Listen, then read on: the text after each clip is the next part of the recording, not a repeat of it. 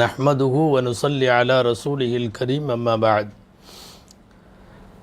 أعوذ بالله من الشيطان الرجيم بسم الله الرحمن الرحيم رضي الله عنكم ورضوا عنه صدق الله العظيم. அளவற்ற அருளாளனும் நிகரற்ற அன்புடையோனுமாகிய எல்லாம் வல்ல அல்லாஹுவின் பெயரால் துவங்குகிறேன். அருமை நாயகம் முஹம்மதுர் ரசூலுல்லாஹ் ஸல்லல்லாஹு அலைஹி வஸல்லம் அவர்களின் மீதும் நட்பாக்கியங்கள் நிறைந்த அவர்களுடைய உம்மத்தினர் மீதும் இக்காணொளியில் நம்மோடு இணைந்திருக்கிற நம் அனைவர் மீதும் எல்லாம் வல்ல அல்லாஹுவின் நல்லருள் என்றென்றும் நிறைவாக உண்டாவதாக. ஆமீன்.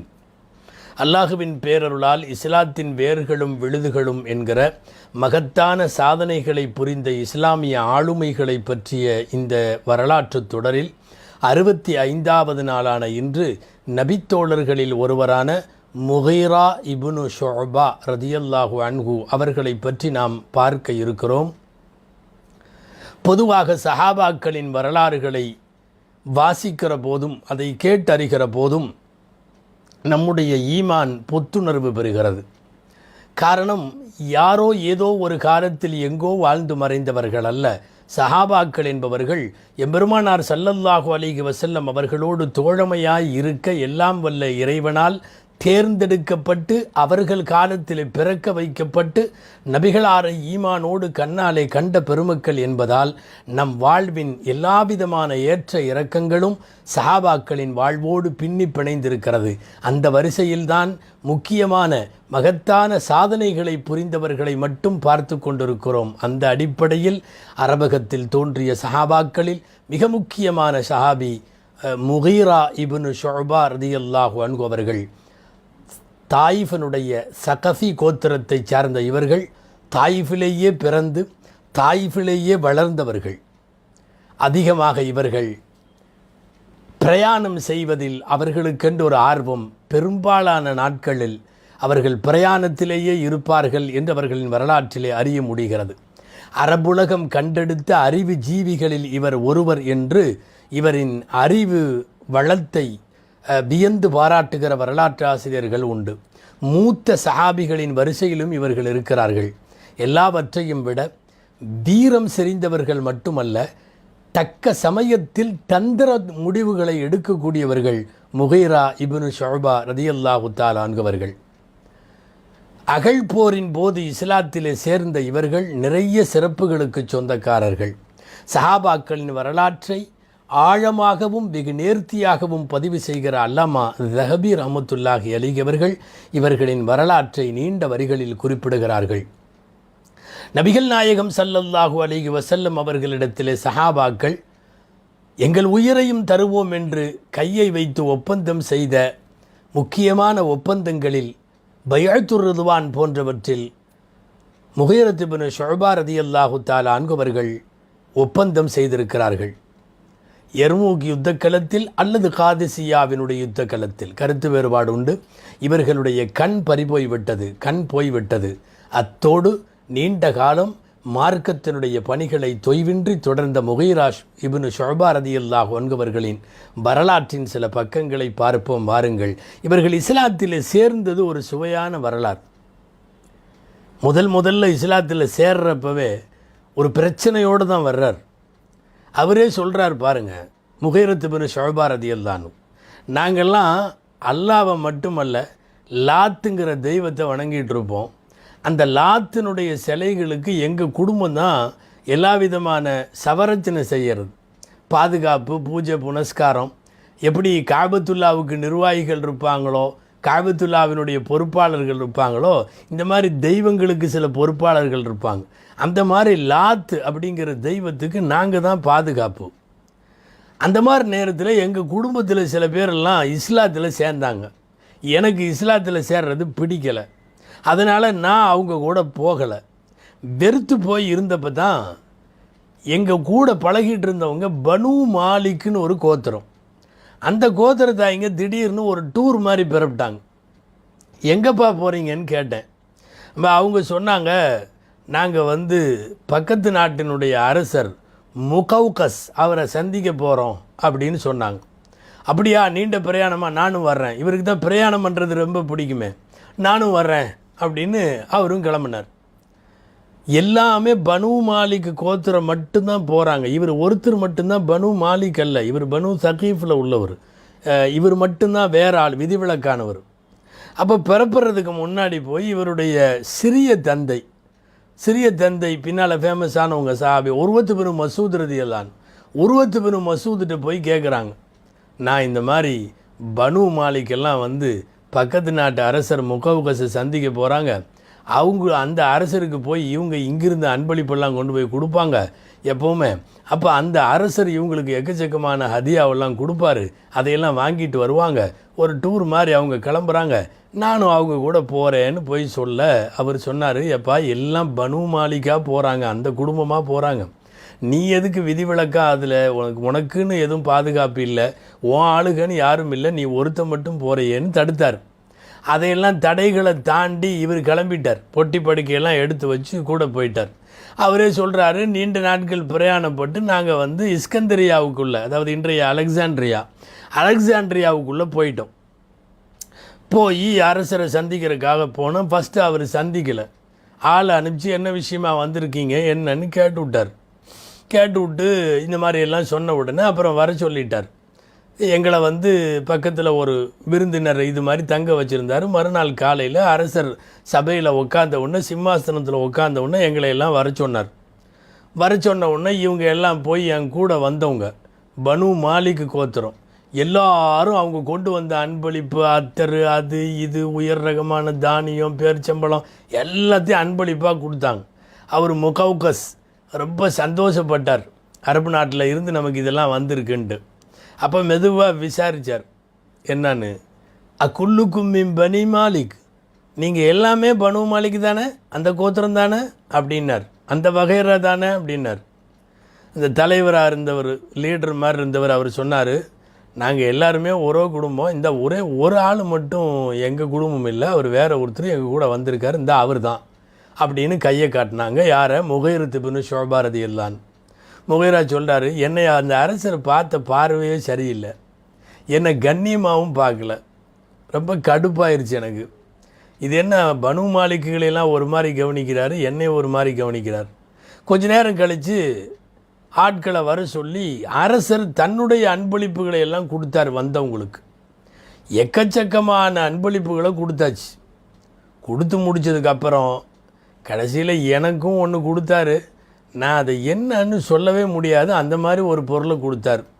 இப்போ ஹதீஸுகள்லையும் முகைரத்து ஷுஅபா ரலியல்லாஹுடைய வாழ்க்கையிலையும் எங்கேயுமே வந்து அது இல்லை, என்ன கொடுத்தாங்க அப்படின்னு இல்லை, ஏதோ சொல்ல முடியாத பொருள் போல தெரியுது. அவரே சொல்கிறாரு, எனக்கு ஒன்று கொடுத்தாரு, நான் அதை சொல்ல முடியல. கடைசியில் எல்லோரும் வெளியே வந்துட்டோம், அரசரை எல்லாம் சந்தித்து முடிஞ்சு இப்போ ஊருக்கு திரும்பணும். கடைவீதியில் போய் இந்த பனு மாலிக் கோத்திரத்தார் எல்லாத்தையும் வாங்கினாங்க. கடைவீதியில் கிடைக்கிறது எல்லாம் ஊருக்கு போகிறதுக்காக வேண்டி, வெளிநாடு போயிட்டு திரும்புகிறப்போ பர்ச்சேஸ் பண்ணிட்டு வருவாங்கள்ல, அந்த மாதிரி எல்லாம் வாங்கினாங்க. குடும்பத்துக்கு எக்கச்சக்கமான பொருள். எங்கிட்ட நான் ஒன்றும் வாங்கவும் இல்லை, அரசர் அவங்களுக்கு கொடுத்த அளவுக்கெல்லாம் எனக்கு கொடுக்கவும் இல்லை. பொண்ணும் பொருளும் நிறைய வச்சுருந்தாங்க, அவங்கெல்லாம் என்கிட்ட ஒன்றுமே இல்லை, நான் பேசாமையே இருந்தேன். கடைசியாக உயர் ரகமான மது வகைகளையெல்லாம் வாங்கினானுங்க போகிறப்ப குடிக்கிறதுக்காக. வந்து நைட்டு ஒரு இடத்துல தங்கணும், போகிற வழியில் எல்லோரும் குடிக்க ஆரம்பித்தானுங்க. நான் முடிவு பண்ணிட்டேன், மனசுக்குள்ளே ஒரு முடிவு, அதனால் நான் குடிக்கலை. குடிக்காமல் எல்லோரும் என்கிட்ட கேட்டாங்க, ஏன் நீ குடிக்கலையான்னாங்க. எனக்கு தலைவலிக்குது, நான் குடிக்கலை அப்படின்னு சொல்லிட்டேன். அவரே சொல்கிறார், நான் தலையில் ஒரு துணியை எடுத்து, அந்த காலத்தில் தலைவலி வந்தால் ஒரு கட்டுவாங்க டைட்டாக, அந்த மாதிரி ஒரு 10 பட்டை மாதிரி போட்டு நான் என் தலையை கட்டிட்டு நான் சொன்னேன், எனக்கு தலை வலிக்குது, ஒரு மாதிரி தலை சுற்றுது, அதனால் நான் உங்களுக்கு மது பரிமாறுறேன்னு சொன்னேன். குவளையில் எடுத்து எல்லாத்துக்கும் ஊற்றி கொடுத்தேன்னா அவனுங்களுடைய லிமிட்டை தாண்டி, கண்ட்ரோலை தாண்டி எக்கச்சக்கமாக குடிக்க வச்சேன். எல்லாம் குடிச்சிட்டு அப்படியே அத்தனை பேரும் ஃப்ளாட் ஆயாச்சு. எல்லாம் போதையில் படுத்துருக்கிறப்ப முடிவு பண்ணி, நான் உங்கள் கூட வந்திருக்கேன், எனக்கு ஒரு மரியாதை இல்லை, உங்கள் அரசன்ட்ட சொல்லலை, அவன் என்னை இன்சல்ட் பண்ணுறான், நீங்கள்லாம் இன்சல்ட் பண்ணுறீங்க, எடுத்து எல்லாத்தையும் கொலை பண்ணார் முகைரத்து பின் ஷுஅபா ரலியல்லாஹு அன்ஹு. இன்னும் இவர் இஸ்லாத்தில் சேரல, கவனிச்சுங்க. அத்தனை பேர்த்தையும் வெட்டி முடிச்சிட்டார். அவங்கள்ட்ட இருந்த எல்லா பொருட்கள், அரசர் கொடுத்தது, இவங்க வாங்கினது, கடை வீதியில் வாங்கினது, ஊருக்கு கொண்டு போனது, மூட்டை முடித்து எல்லாத்தையும் அள்ளிட்டு த்ரோவாக மதீனாவுக்கு வந்துட்டார். எங்கே வர்றார் தெரியுமா? இஸ்லாத்தில் சேர்றதுக்கு வர்றார். வரும்போதே ஒரு கொலை அல்ல, பல கொலை பூராத்தையும் முடிச்சுட்டு அந்த பொருளோடு வந்தார். அவரே சொல்கிறாரு, நான் மதீனாவுக்குள்ளே நுழைந்த போது நபி ஸல்லல்லாஹு அலைஹி வஸல்லம் பள்ளிவாசலிலே இருந்தார்கள். அப்போது நான் பள்ளிவாசலுக்கு போனேன். சஹாபாக்களோடு அமர்ந்திருந்தார்கள். ஏன்ட்ட பிரயாணத்தில் வந்த ஆடையினுடைய அடையாளம் இருந்தது. பொதுவாக பாலைவனத்தில் ஒட்டகத்தில் வந்துட்டா வெள்ளை துணியெல்லாம் வந்து அப்படி மெரூன் கலரில் மாறிடும். அப்படி ஒரு மண் புழுதி எல்லாம் அப்படி இருந்துச்சு. நான் போன உடனே முதல் தடவையா அஸ்ஸலாமு அலைக்கும் அப்படின்னு சொல்லி நான் என் வாயில் சொன்னேன். என்னை ஃபஸ்ட்டு அடையாளம் தெரிஞ்சுக்கிட்டவர் அபூபக்கர் ரலியல்லாஹு அன்ஹு. உடனே ரசூலுல்லாஹ்ட்ட போய் அபூபக்கர் தான் அறிமுகப்படுத்தினார், முகைரத் இப்னு ஷுஅபா வந்திருக்கிறாரு அப்படின்னு சொன்னார். என்ன விஷயம் எல்லாம் பரஸ்பரம் விசாரித்தா கடைசியில் நான் இஸ்லாத்தில் சேர்றேன்னு சொன்னார் முகைரத் இப்னு ஷுஅபா ரலியல்லாஹு அன்ஹு. அப்போ ரசூல் ஸல்லல்லாஹு அலைஹி வஸல்லம் சொன்னாங்க, அல்ஹம்துலில்லாஹில்லதி ஹதாக்கலில் இஸ்லாம், உனக்கு இஸ்லாத்துக்கு ஹிதாயத்தை கொடுத்த அல்லாஹுவுக்கே எல்லா புகழும் அப்படின்னு சொல்லி முகைரத் இப்னு ஷுஅபாவை இஸ்லாத்தில் இணைக்கிறார்கள் நபி ஸல்லல்லாஹு அலைஹி வஸல்லம். சேர்ற வரையும் ஒன்றும் சொல்லலை, பேசாமல் இருந்தார். சேர்ந்ததுக்கு அப்புறம் இப்போ சொன்னார் வரலாறு. நான் மக்காலிருந்து கிளம்பி கொஞ்ச நாள் ஆச்சு. பனு மாலிக்கு கூட போனேன். பக்கத்து நாட்டு அரசர் முகவுகஸை பார்க்க போனேன். அவர் இப்படி எல்லாம் பண்ணார். எனக்கு இவங்க மேலே ஒரு கடுப்பு இருந்தது. அத்தனை பேர்த்தையும் போதையில் இருக்கிறப்ப வெட்டி முடிச்சுட்டு அவங்கள்ட்ட உள்ள எக்கச்சக்கமான பொண்ணு பொருள் தானியம் அது இது எல்லாத்தையும் எடுத்துகிட்டு வந்துட்டேன்னு சொல்லி அத்தனை மூட்டையும் கொண்டு வந்து ரசூலுல்லாஹ்வுக்கு முன்னாடி வச்சிட்டார். வச்சு, அல்லாஹ்வின் தூதரை, இது எதிரிகளுடைய பொருட்கள், இதை நீங்கள் பிரித்து எல்லாத்துக்கும் கொடுத்துருங்க. 1/5 அல்லாஹ் ரசூலுக்கு எடுத்துக்குங்க, மற்ற 4 இறைவன் சொன்ன மாதிரி பிரித்து கொடுங்கன்னு ஒன்று எல்லாத்துக்கும் அதிர்ச்சி. நபி ஸல்லல்லாஹு அலைஹி வஸல்லம் சொன்னாங்க அழகான வார்த்தை. அதாவது ஒரு தலைவருக்கு முன்னால் யார் வேணாலும் வந்து கொள்ளையடிச்சிட்டு எதையும் கொண்டு வந்து போற்ற முடியாது. அந்த உயர்ந்த நிபுணத்துவம் வாய்ந்த தலைமை நபிகள் நாயகம் ஸல்லல்லாஹு அலைஹி வஸல்லம் என்ன அழகான வார்த்தை சொன்னாங்க, அம்மா இஸ்லாமுக ஃபனக்பலுஹு, அப்பா நீ இஸ்லாத்தில் சேர்ந்திருக்க, அதை நாங்கள் ஏற்றுக்கிறோம். ஆனால் வலா ஆஹுது மின் அம்வாலிஹிம் ஷையன், இந்த நீ கொண்டு வந்திருக்கிற பொருளில் இருந்து எதையும் நான் எடுக்க மாட்டேன். லிஅன்னஹாதா கதர், இது மோசடி, நீ செஞ்சுட்டு வந்திருக்கிறது மோசடி. கூடவே பயணப்பட்டு போய் கூட இருந்து எல்லாரும் குடித்ததுக்கப்புறம் அவங்கள வெட்டிட்டு பொருளை தூக்கிட்டு வந்திருக்கிறது மோசடி. வலா கைர ஃபில் கதர், மோசடியில் எப்போதும் எந்த கயிறும் நன்மையும் கிடையாது, நானே எடுத்துக்க மாட்டேன். முகைரத் இப்னு ஷுஅபாவுக்கு ஒரு மாதிரி ரலியல்லாஹு, முகம் வாடி போச்சு. என்ன இது எதிரிகளுடைய பொருள் தானே, எடுத்துக்க வேண்டியதானே ரசூலுல்லாஹ். டப்புன்னு உடனே அவருக்கு தெரிஞ்சதை ரசூலுல்லாஹ்ட்ட சொன்னார். நான் அவர்களை கொல்லுகிற போது என்னுடைய கூட்டத்தவர்களின் தீனில் தான் இருந்தேன், தீனுல் இஸ்லாமில் இல்லை, இஸ்லாமுடைய தீனில் இல்லை. அதனால் நான் அப்போ செஞ்சது தானே அது, அதை நீங்கள் எடுத்துக்கலாமல்ல. இப்போ நான் இஸ்லாத்தில் சேர்ந்துட்டேன்ல, இஸ்லாத்தில் சேர்ந்துட்டு தான் முன்னாடி உண்டா பாவங்கள்லாம் மன்னிக்கப்பட்டுருமல்ல, அப்போ இந்த பொருள் எனக்கு ஹலால் தானேன்னப்போ நபி ஸல்லல்லாஹு அலைஹி வஸல்லம் சொன்னாங்க, ஃபஇன்னல் இஸ்லாம யஜுப்பு மா கான கப்லஹு, இஸ்லாம் முன்னாடி உள்ளதையும் கொண்டு தான் வரும். அதாவது பாவங்களை அழிக்குங்கிறதெல்லாம் உண்மைதான். அதுக்காக வேண்டி பொருளாதார ரீதியாக உள்ள குற்றங்களை எல்லாம் மன்னிக்க, ஒருத்தர் கடன் வாங்கியிருந்தாருன்னு வைங்களேன், கடனை வாங்கினதுக்கு அப்புறம் யார்கிட்டையாவது இவர் பாட்டில் ஒரு 1 லட்ச ரூபாய் கடனை வாங்கிட்டு முஸ்லீம் ஆகி போட்டு நான் இஸ்லாத்துக்கு முன்னாடி வாங்கினேன் அப்படின்னெல்லாம் சொல்ல முடியாதல்லவா. அதாவது நாம் தனிப்பட்ட முறையிலே செய்து முடித்த சில பாவங்கள் இருக்குமே, அது வேணால் மன்னிக்கப்படும். ஹுகூகுல் இபாத் என்று சொல்லக்கூடிய பிற மக்களுக்கு நாம் இழைத்த தீங்குகளும் தர வேண்டிய முஆமலாக்கள், கொடுக்கல் வாங்கல், கடன் பாக்கி, இதெல்லாம் இஸ்லாம் மன்னிக்காது. இந்த கருத்தை அழகாக வலியுறுத்தி நபி ஸல்லல்லாஹு அலைஹி வஸல்லம் சொன்னாங்க, ஓம் பொருள் எனக்கு வானாம், நீ கொண்டு வந்திருக்கிற பொருள் சரியில்லாத பொருள், உன்னுடைய இஸ்லாமை நாம் ஏற்றுக்கொள்ளுகிறோம்னு சொன்னாங்க. ஹஜ்ரத் முகைரத் இப்னு ஷுஅபா ரலியல்லாஹு அன்ஹு பின்னாட்களில் அதற்காக வருந்தி திருந்தி தௌபா செய்தார்கள். ஆக துவக்கமாக இவர்கள் மதீனாவிலே நபி ஸல்லல்லாஹு அலைஹி வஸல்லமை சந்தித்த இந்த நேரம் அகழ் போருடைய நேரம். அற்புதமான வரலாற்றுக்கு சொந்தக்காரர்கள் முகைரத் இப்னு ஷுஅபா ரலியல்லாஹு அன்ஹு.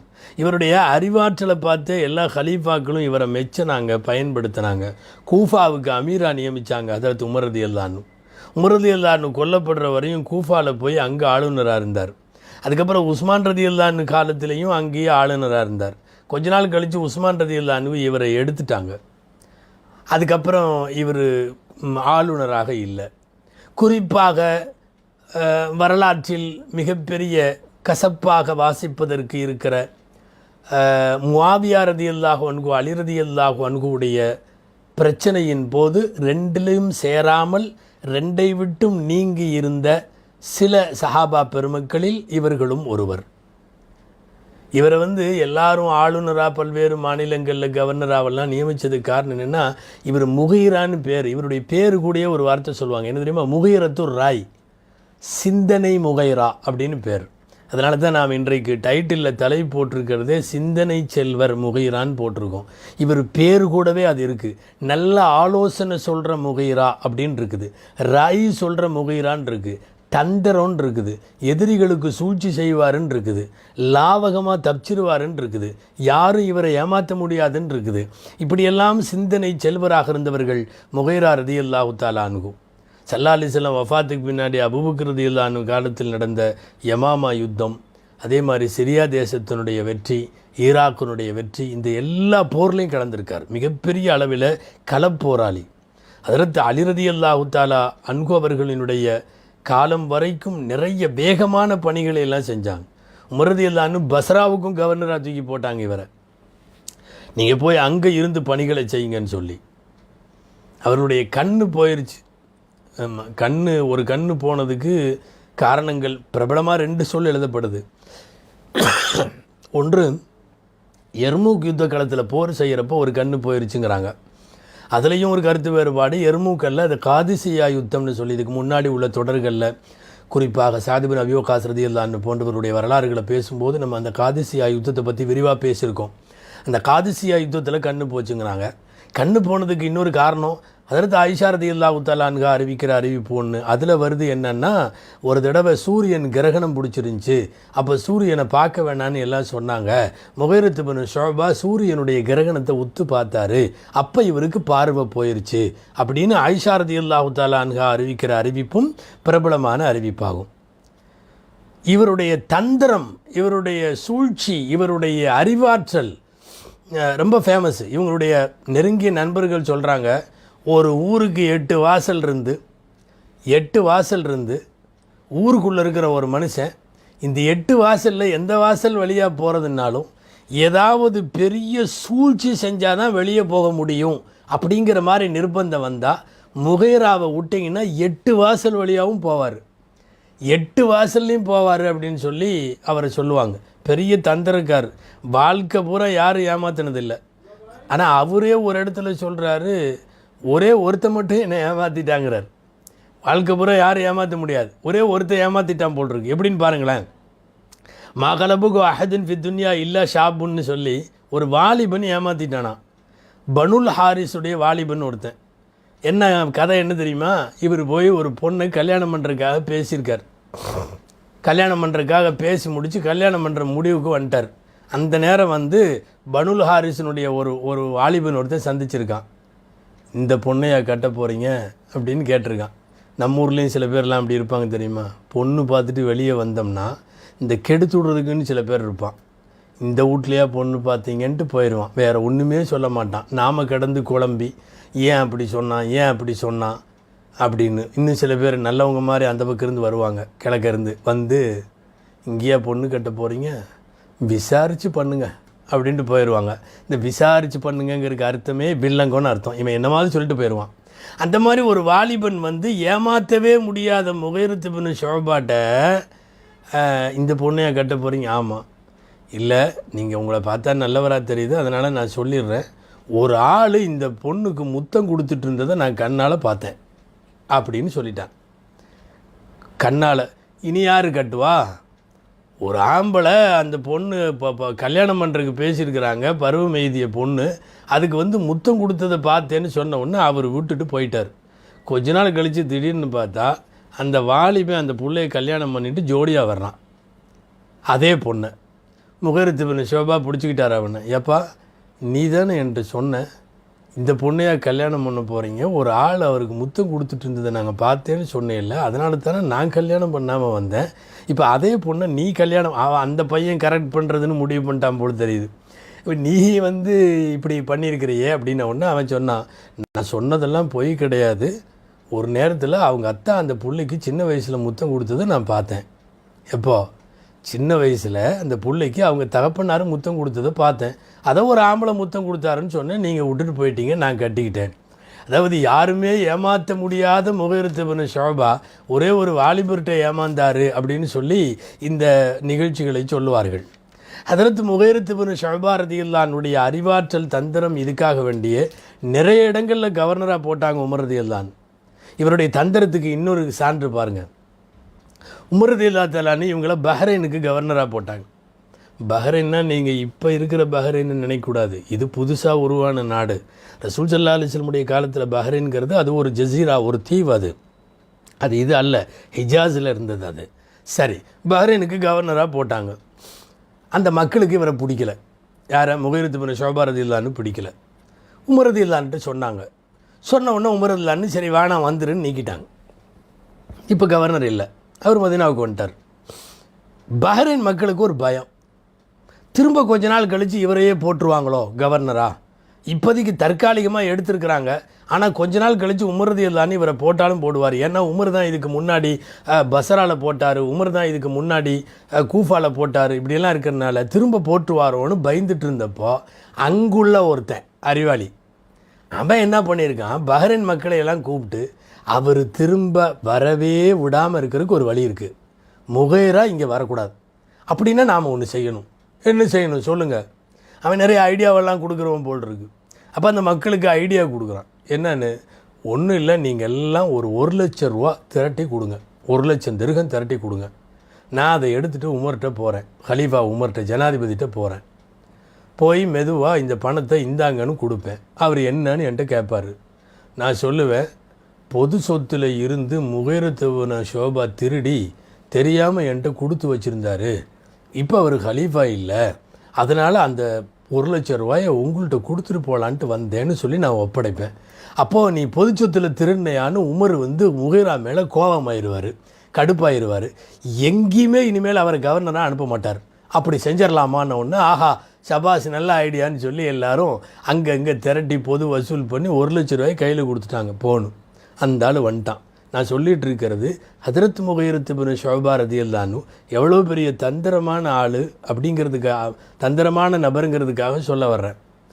வந்து 1,00,000 ரூபாய் தூக்கிட்டு ஹலீஃபா உமர் ரலியல்லாஹு வந்தாச்சு. என்ன இந்த மாதிரி அல் முகைரா இஹ்தான ஹாதா, முகைரா இதை மோசடி செஞ்சார், என்கிட்ட வச்சிருக்க சொன்னார், அதுக்குள்ளே நீங்கள் ஆளுநர்லேருந்து நீக்கிட்டதுனால அவர் அங்கே வந்துட்டார், இதை வந்து உங்கள்கிட்ட ஒப்படைச்சிட்டு போகலான்ட்டு வந்தேன்.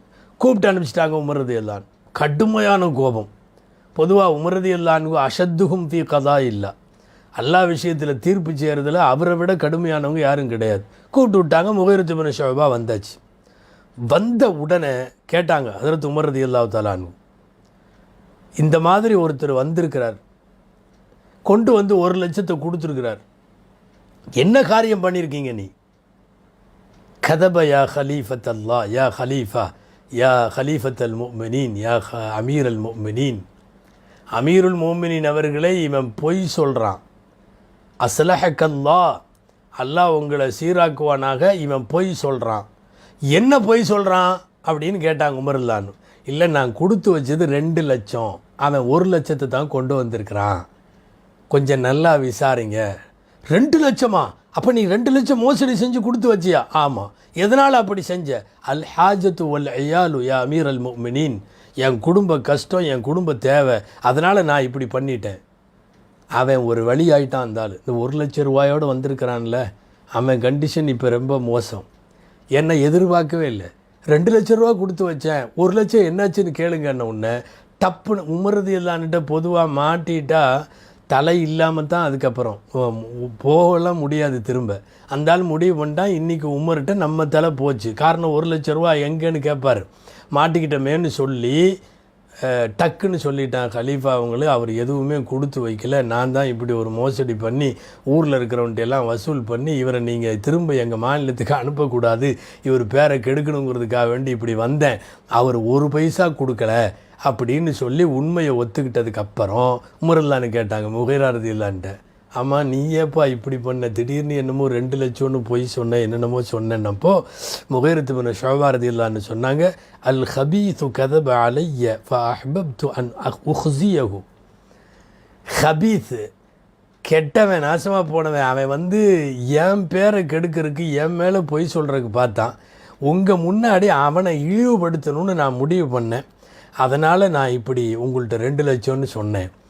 ஆக யாராவது விரல் நீட்டி இவர்களை விமர்சிக்கிற போது கூட ரொம்ப பார்த்து தான் பண்ணணும். மிகப்பெரிய தந்திரத்துக்கு தந்திரம், அறிவாற்றல், சிந்தனை வளம் எல்லாம் உள்ள ஒரு ஹதரத் முகைரத்து பின் ஷுஅபா ரலியல்லாஹு. அதே நேரம் ரசூல் ஸல்லல்லாஹு அலைஹி வஸல்லம் மேலே உள்ள பிரியம் அல்லாஹு அக்பர் சொல்லி மாளாது. கொஞ்ச காலம்தான, ஒரு 4-4.5 வருஷம் ரசூலுல்லாவுடைய நிழலாக இருந்தாருன்னு சொல்லலாம். நிறைய ஹதீஸுகள் அறிவிச்சிருக்கிறாங்க முகைரத்து பின் ஷுஅபா ரலியல்லாஹு. புகாரி உட்பட எல்லா சிகாகுகள்லையும் இவருடைய ஹதீஸுகள் இருக்குது.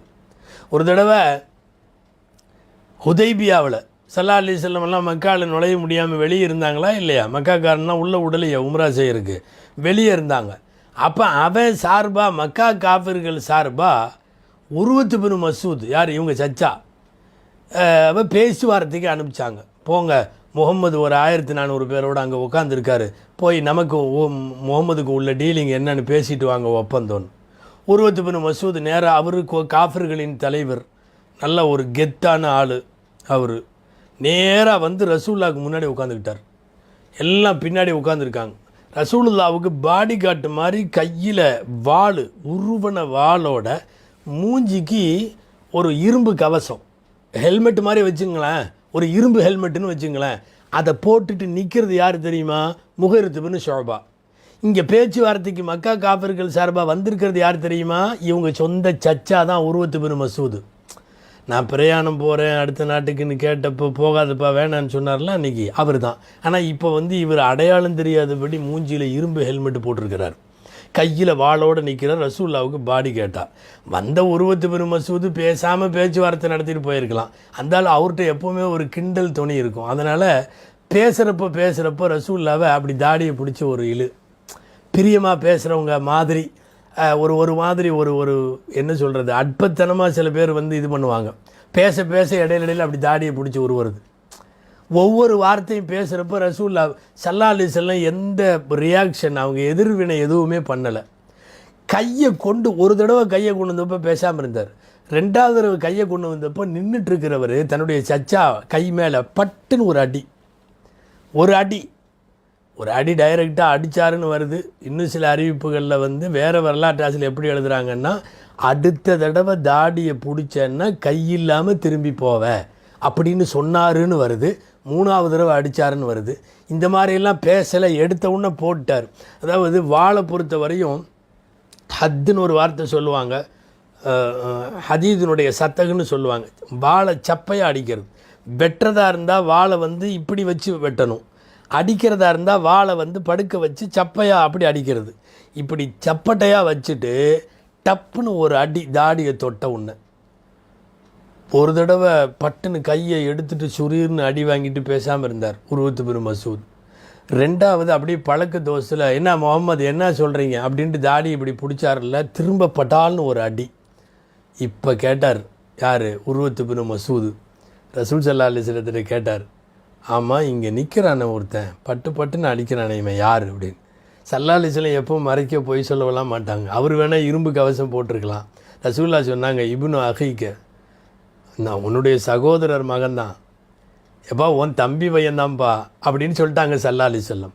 சொன்ன உடனே அந்த துள்ளி குதிச்சு, நீ பண்ணிட்டு வந்த கொலை கூட்டுறான், அத்தனை பேர்த்த கொலை பண்ணதுக்கு நான் தியத்து நஷ்ட ஈடு கொடுத்து உன்னை காப்பாற்றிட்டு நேற்று தான் உன் விஷயத்தில் கை கழுகியிருக்கேன் அப்படின்னு சொன்னார்.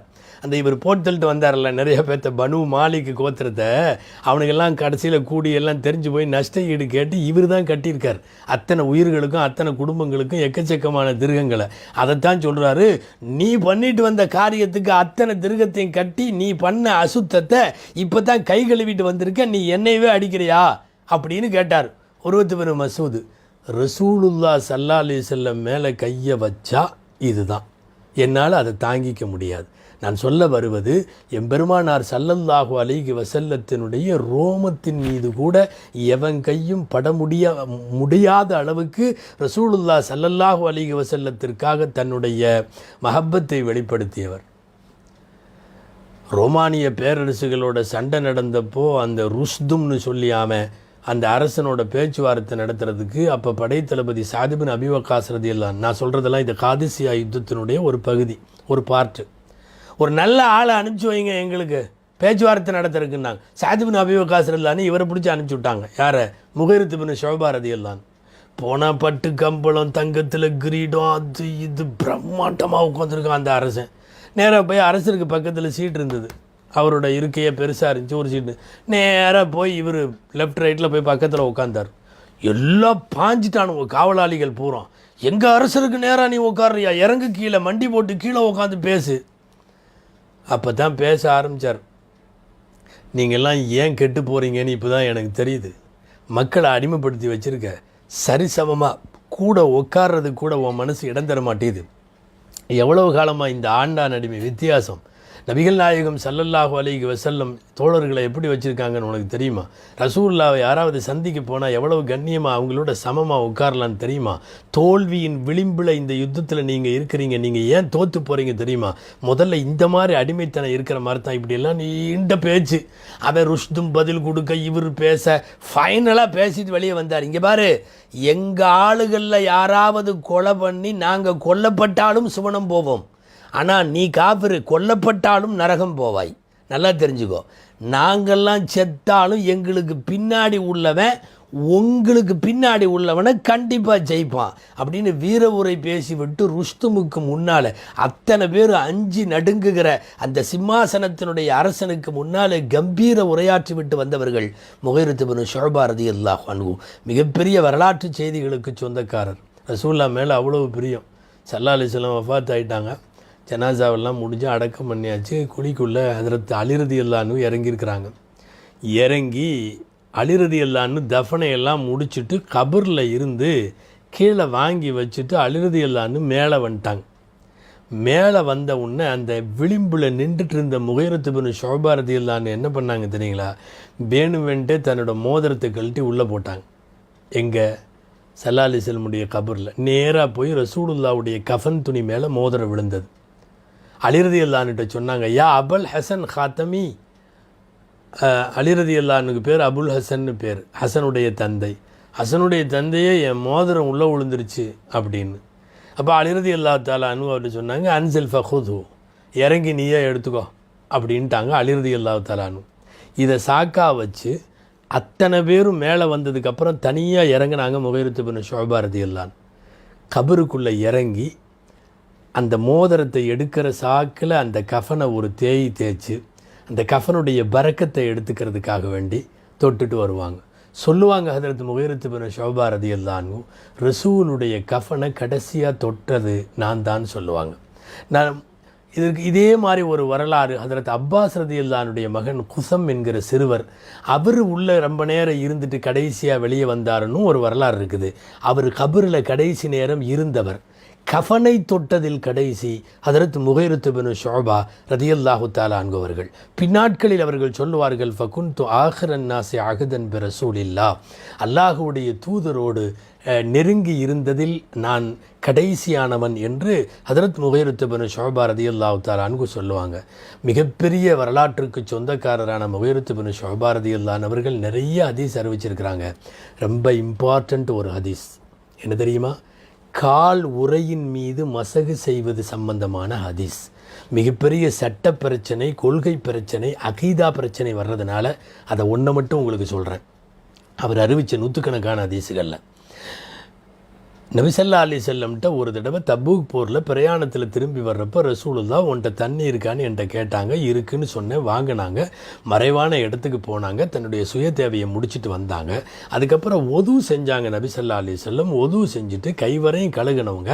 அதுக்கப்புறம் தங்களுடைய காலை கழுகிறப்போ கால் உரை அணிஞ்சிருந்தாங்க. சாக்ஸு, கால் உரை அணிஞ்சிருந்தாங்க, மோசான்னு சொல்லுவோம், அந்த ஹுஃப்னு சொல்லுவாங்க அரபியில், அதை அணிஞ்சிருந்தாங்க. அது மேலேயே இப்படி தடவினாங்க, காலை கழுவலை, தலைக்கு மசகு செய்கிற மாதிரி அதுக்கு தடவினாங்க. இப்படிங்கிற ஹதீஸு ரொம்ப ஆத்தன்டிகேஷனாக இது வந்து ஹஜ்ரத் முகைரத் இப்னு ஷுஅபா ரலியல்லாஹு அன்ஹு தான் அறிவிக்கிறாங்க. ஹாஃபிஸ் இப்னு ஹஜர் இவர் அறிவிக்கிற இந்த ஹதீஸை பற்றி அதனுடைய பூராம் அந்த இன்டர்பிரிட்டேஷன் ஹதீஸை போட்டு பிரித்து மேயறார். அதில் ஹாஃபிஸ் இப்னு ஹஜர் ரஹ்மத்துல்லாஹி அலைஹி புகாரியுடைய விரிவுரையாளர் சொல்கிறாரு, இந்த முகைரத் இப்னு ஷுஅபாவினுடைய ஒரு ஹதீஸுக்கு எக்கச்சக்கமான வழிகளில் அறிவிப்பு இருக்கிறதுங்கிறார். ஆக பரவலாக அறியப்பட்ட இந்த மசகு அலல் ஹுஃபைன், காலுறையின் மீது மசகு செய்தல். அப்போ முகைரத் இப்னு ஷுஅபா பக்கத்தில் இருந்திருக்காரு, கேட்டிருக்காரு, அல்லாவின் தூதரே நீங்கள் காலை கழுவலை, கால் உரையின் மீது மசகு செய்றீங்கன்னு கேட்டப்போ நபி ஸல்லல்லாஹு அலைஹி வஸல்லம் சொன்னாங்க, அதுகல் துகுமா தாஹிரத்தைனி, நான் இந்த 2 உரையையும் சுத்தப்படுத்தித்தான் போட்டேன், அதனால் நான் இப்போ வந்து காலை தனியாக கழுக வேண்டியதில்லை, நான் வந்து காலில் மேலே தேய்ச்சிக்கிட்டா போதும்னு பிஹாதா அமரணி ரப்பி ஹதீஸில் அப்படி வாக்கியம் வருது. என் ரப்பு என்னை இப்படி ஏவினான் அப்படின்னே ஸல்லல்லாஹு அலைஹி வஸல்லம் சொன்னாங்கன்னு வருது இந்த ஹதீஸு. இதை ஒட்டி நிறைய சட்ட பிரச்சனைகள், இதனுடைய கால அளவு, எத்தனை நாள் அந்த சாக்ஸு போட்டிருக்கலாம், எவ்வளவு நேரம் வரையும் செய்யலாம், போடுறப்ப உதவி செஞ்சுட்டு போடணும், அப்படி இப்படின்னு நிறைய இது. நம்ம அந்த விரிவாக காலுறை பற்றிய சட்டங்கள்னு உள்ளே போகலை. பட் ஒரே ஒரு விஷயம் மட்டும் சொல்லணும், என்னென்னா இந்த காலுறையை வந்து சும்மா நம்ம போட்டிருக்கிற துணி சாக்ஸுக்கெல்லாம் கூட யூஸ் பண்ணலான்னு இன்றைக்கி சில பேர் பண்ணிகிட்ருக்கிறாங்க. ஆனால் சட்ட மேதைகள் என்ன சொல்கிறாங்கன்னா, ரசூல் ஸல்லல்லாஹு அலைஹி வஸல்லம் போட்டது இந்த மாதிரி நாம் போட்டிருக்கிற மாதிரி துணி சாக்ஸு, காட்டன் சாக்ஸு, உள்ளன் சாக்ஸு அல்ல, அது மோசான்னு சொல்லுவோம், ஹுஃப்னு சொல்லுவோம், அது தோளால் ஆனது. அப்போ இன்றைக்கி வரைக்கும் இந்த மாதிரி மசகு செய்கிறதுக்கு சட்டம் இருக்கா? சில சட்ட மேதைகள் சொல்கிறாங்க, தண்ணி மேலே ஈரக்கையை வச்சு தடவும் போது ஈரம் உள்ள இறங்காத அளவுக்கு இருந்தால் கூடும், அந்த மாதிரி காலுறை தான்.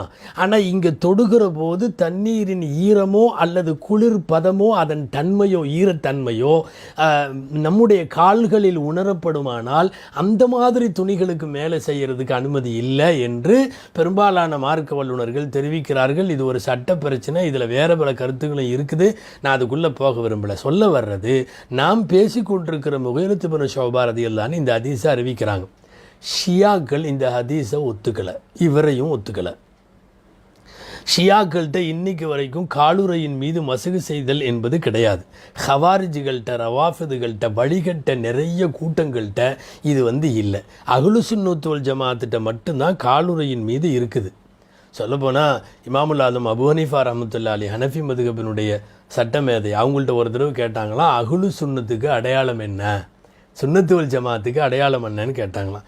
அவங்க 3 வரி சொன்னாங்களாம் அஹ்லு சுன்னத்து வல் ஜமாத்துக்கு அடையாளம்னு சொல்லி. என்ன? தஃபதுலு ஷைഖைன், தஃதீலு ஷைഖைன், அபூபக்கர் உமர் ரலியல்லாஹு அன்ஹு 2 பேர்த்த எல்லா சஹாபிகளை விடவும் சிறப்பாக கருத வேண்டும், இது 1. வஅன் துஹிப்பல் ஹதனைன், நபி ஸல்லல்லாஹு அலைஹி வஸல்லமுடைய மருமக்களான உஸ்மான் ரலியல்லாஹு அன்ஹு, அலி ரலியல்லாஹு அன்ஹு 2 பேர்த்தையும் மஹப்பத் வைக்கணும். ஃபஸ்ட்டு அபூபக்கர் ரலியல்லாஹு அன்ஹு, உமர் ரலியல்லாஹு அன்ஹு அத்தனை பேர்த்தை விட சிறப்பாக்கணும், இவங்க 2 பேர்த்து மேலே பிரிய வைக்கணும். வான் தரல் மசக அலல் ஹுஃபைன், காலுறையின் மீது மசகு செய்தல் என்று முகைரா ரலியல்லாஹு அன்ஹு அறிவிக்கிற இந்த ஹதீஸை நம்பணும். இந்த 3 தான் அஹ்லு சுன்னத் வல் ஜமாஅத்தினுடைய அடையாளம். எனவே சுன்னத்து வல் ஜமாஅத்தினுடைய அகீதாவினுடைய பாத்தியப்பட்டிருக்கக்கூடிய ஒரு செய்தியை இந்த உலகத்திற்கு அறிவிப்பவர்கள் ஹஜ்ரத் முகைரத் இப்னு ஷுஅபா ரலியல்லாஹு தஆலா அன்ஹு. இன்னமும் நிறைய வரலாற்று செய்திகள் உண்டு, நீண்ட தொடராக போய்விடக்கூடாது என்பதால் முக்கிய செய்திகளை மாத்திரம் சொன்னோம். முதல்ல அபூபக்கர் உமர் ரலியல்லாஹு அன்ஹு எல்லாம் அமீருல் மோமினின்னு பேர் வச்சு கூப்பிட்டது இவர் தான். முதல்ல எல்லாம் வெக்கப்பட்டுட்டு பயந்து என்ன கூப்பிட்டுருந்தாங்க தெரியுமா? யா ஹலீஃபத்து ரசூலில்லா, ரசூலுல்லாவுடைய கலீஃபாவே அப்படின்னு கூப்பிடுவாங்க. ஃபஸ்ட்டு அபூபக்கர் ரலியல்லாஹு அன்ஹுவை யார் ரசூல் இல்லா, ரசூலுல்லாவுடைய ரசூலே, தூதரே அப்படின்னு சொல்லுவாங்க. இப்படிலாம் சொல்லிட்டு இருந்தாங்க. இவர் தான் அழகாக ஒரு வார்த்தையை யா அமீரல் முஃமினீன்னு செலக்ட் பண்ணி கூப்பிட்டார். அப்போ வெக்கப்பட்டு என்னை இப்படியெல்லாம் கூப்பிட்றீங்கன்னு கலீஃபாக்கள் கேட்டாங்க. அபூபக்கர் ரலியல்லாஹு அன்ஹு சரி, உமர் ரலியல்லாஹு அன்ஹு சரி, பெருமையை விரும்பாத மகோன்னதமான மனிதர்கள். அப்போ சொன்னாங்க, நாங்கள்லாம் மூமின்கள் தானே? ஆமாம். நீங்கள் எங்களுக்கு அமீர் தானே, தலைவர் தானே? ஆமாம். அவ்வளோதான், மூமின்களுக்கு தலைவர்னு கூப்பிட்றேன், இதில் உங்களுக்கு என்ன வெக்கம்? அமீருல் மூமினின், இல்லை ரசூல்லா காலத்தில் இப்படியெல்லாம் ஒரு பேரு பட்டமெல்லாம் இல்லையே அப்படின்னெல்லாம் அவங்க கூச்சப்பட்டதாக பின்னாட்களில் முகைருத் இப்னு ஷுஅபா ரலியல்லாஹு வைத்த இந்த அமீருல் முஃமினீன் என்கிற பெயர் அடுத்தடுத்து வந்த கலீஃபாக்களுக்கெல்லாம் நிரந்தரமாகிவிட்ட ஒரு வரலாற்று பெருமையும் இந்த முகைருத் இப்னு ஷுஅபா ரலியல்லாஹு தஆலா அன்ஹு அவர்களுக்கு உண்டு. இப்படிப்பட்ட பாக்கியத்திற்குரிய முகைருத் இப்னு ஷுஅபா ரலியல்லாஹு அன்ஹு தங்களின் 70வது வயதில் ஹிஜ்ரி 50 கூஃபாவிலே வஃபாத் ஆகிறார்கள். சஹாபா பெருமக்களில் முத்தானவர்களின் மகத்தான சாதனைகளை பார்த்து வருகிற நாம் உண்மையாகவே சிகரம் தொட்ட சாதனையாளர், இமயம் தொட்டவர் முகைருத் இப்னு ஷுஅபா ரலியல்லாஹு அன்ஹு. அல்லாஹ் இவரை பொருந்தி கொள்வானாக. நபிகள் நாயகம் ஸல்லல்லாஹு அலைஹி வஸல்லம் அவர்களோடு உயர் சுவனத்திலே அல்லாஹ் இவர்களை வீற்றிருக்கச் செய்வானாக. ஆமீன். வாஹிரு தஅவானா அல்ஹம்துலில்லாஹி ரப்பில் ஆலமீன். அஸ்ஸலாமு அலைக்கும் வரஹ்மத்துல்லாஹி வபரகாத்துஹு.